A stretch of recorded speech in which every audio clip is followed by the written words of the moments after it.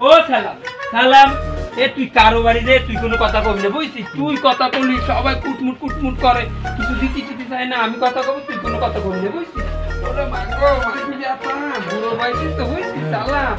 তারপরে ডালা ভাই আকাশ যা যাচ্ছে তা আবার এই বিষয়ে ডাক দিই তুই তো থাকছিস বুঝছিস সরকারি সাইড দে দেখ বাড়িতে কেউ আসো হ্যাঁ ওরে তাড়াতাড়ি মরে যাচ্ছি কেউ বাড়ি আসো হ্যাঁ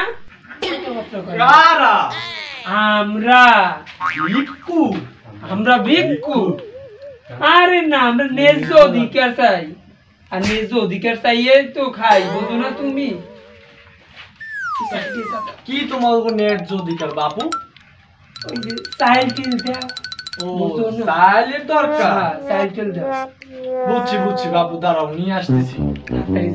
আরে আগের বাড়িতে কত ভালো আনলে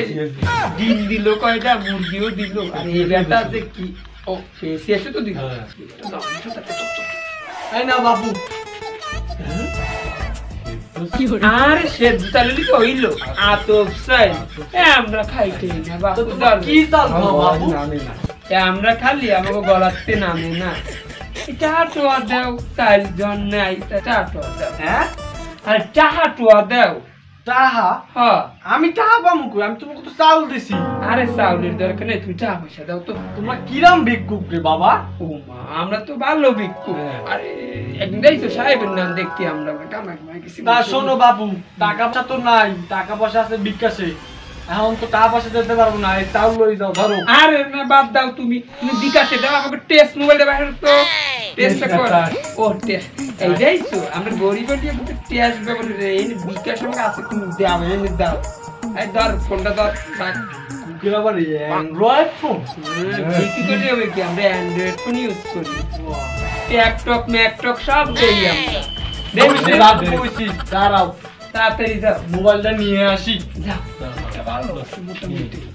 আসলে কিরম কিপটে লাগতেছে বুঝতে পারছি মানুষের বটে দেবেন তোমাদের টাকা দরকার টাকা দাও টাকা দাও ওরে মাও গো